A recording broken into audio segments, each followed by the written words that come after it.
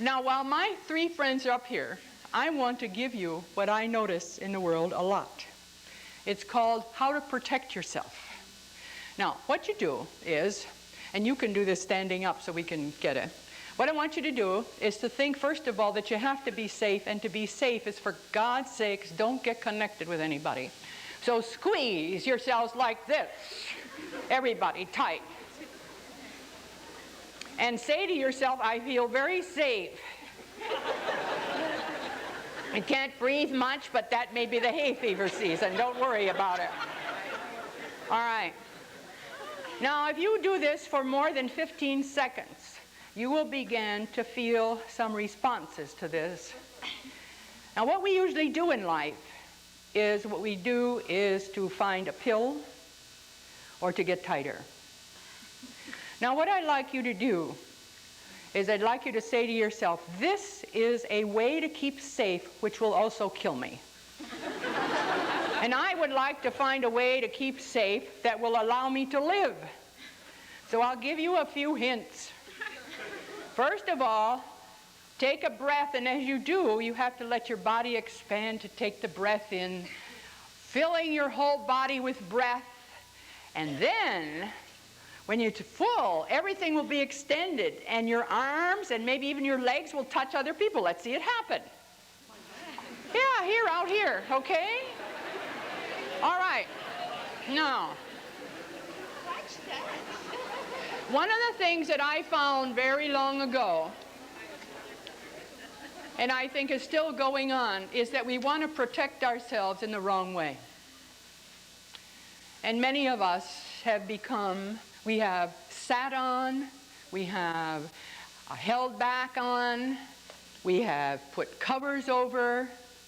The natural thing in us as human beings, one, to want to love, to be loved, to value, to be valued, and to express ourselves, our beautiful selves. Can you think of anything more magnificent in this whole universe than a human being when you think about it? Now, for a long time, people have had ills in this world. They still have ills. They have all kinds of psychiatric nomenclature ills. They got all kinds of aggression ills.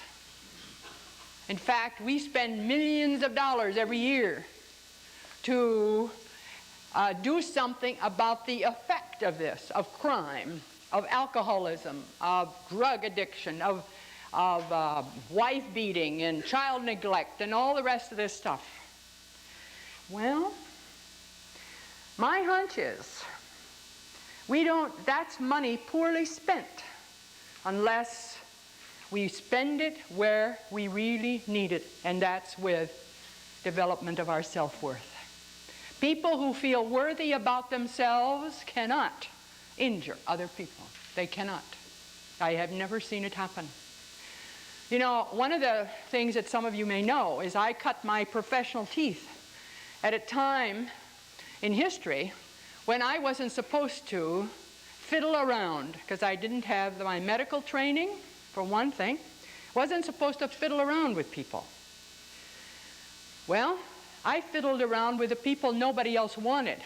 And that meant those were the people that lay in the gutter in West Madison Street in Chicago that I fished out and deloused and got them on their feet.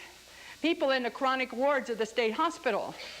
People that had been run from this place to that place. Okay, I learned an awful lot.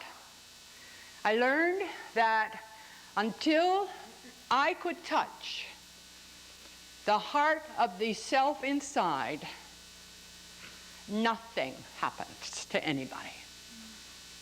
Nothing. We can make forms, but nothing really happens.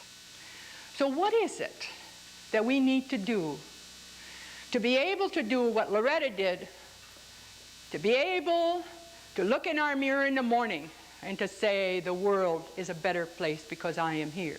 I am of value. That has been a subject for me for a long time.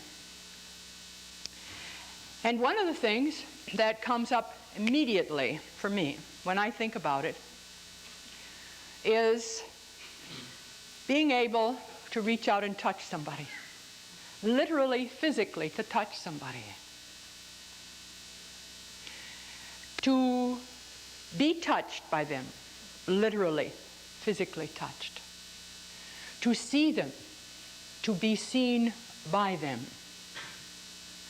To hear them and to be heard by them. I have had, and you probably, many of you in this room may have duplicated it, that the real healing that takes place between people is when one can be touched and heard and seen, and the other way around.